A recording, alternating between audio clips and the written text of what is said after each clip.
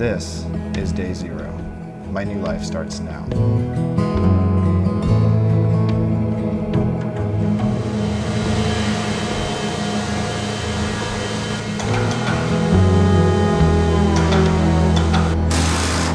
Today is the day where I'm moving the majority of my life into my storage unit from my apartment. I'm excited to get the camper installed and hit the road. None of my friends or family are really surprised by what I'm doing because I've done it 1,000 times before. I met up with my friend Kelly on a trip up to Glacier National Park, and we camped out for a few days. We were sitting around the fire one night and the sky lit up with the northern lights. And that was the last time that I really, experienced magic in my normal day-to-day life. I wanted to build a rig that can get me almost anywhere, stay out for at least a week at a time, and also act and serve as my mobile editing studio. Living out of a suitcase for 8 years in my 20s, so I'm no stranger to boxes, I'm no stranger to packing tape, I'm no stranger to just rolling the dice and letting it ride. But I've never brought anyone along on the journey with me, so this is going to be interesting. I know that I often over-index on optimism and gratitude and happiness and cheerfulness and all the things, but I do want to point out that this is still really hard. It took me probably 3 or 4 days to fully pack up my apartment. I spent the last 2 days moving everything into my storage unit, and it still looks like a bomb went off in my place. I'm here at the 2025 Overland Expo West in Flagstaff, Arizona, with the hope of turning this Nissan Frontier into my home for the summer. So come follow along, it's gonna be great. Well, cheers, dude. What was that about? Cheers, brother. I'm looking for solutions on both hot water and a toilet. We're cooking steak right now, but the possibilities endless.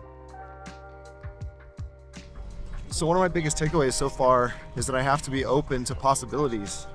The camper company that I originally had planned on partnering with basically told me last minute yesterday that they had a great deal for me on a camper, and I might pivot. So in reflecting on my time here in Flagstaff at the Overland Expo, I found some really great deals and some really great products from emerging companies. And yeah, I'm excited to get out on the road and try these things out and let you guys know how it goes. This is the piece that makes it real. There's no turning back now.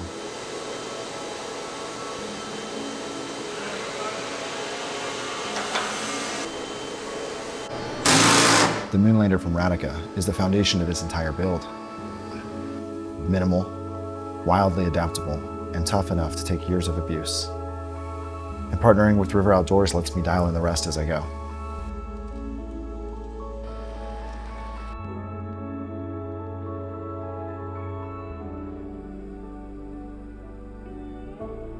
It's my first night with the camper, and I decided to climb up Cottonwood Pass, and there's tons of snow.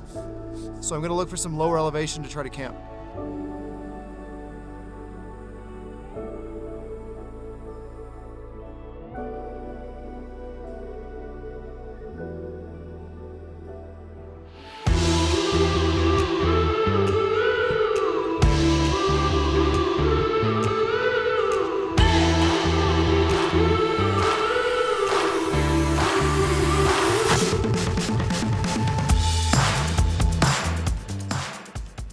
This is a lot more difficult than I thought. I tend to overpack and overplan. My organization skills inside were an absolute disaster. I packed things I didn't need, and the deck drawer system needs a lot of organization. I've been wanting for quite a long time to create a community.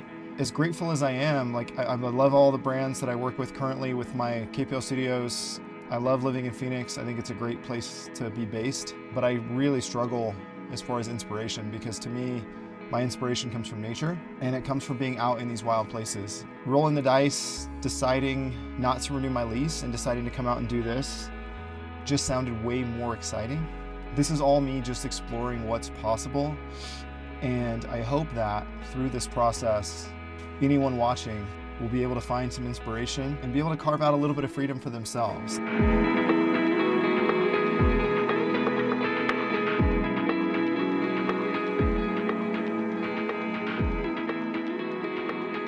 In future episodes, I'll break down every choice, trade-off, and how this build keeps me out here, working and living wild.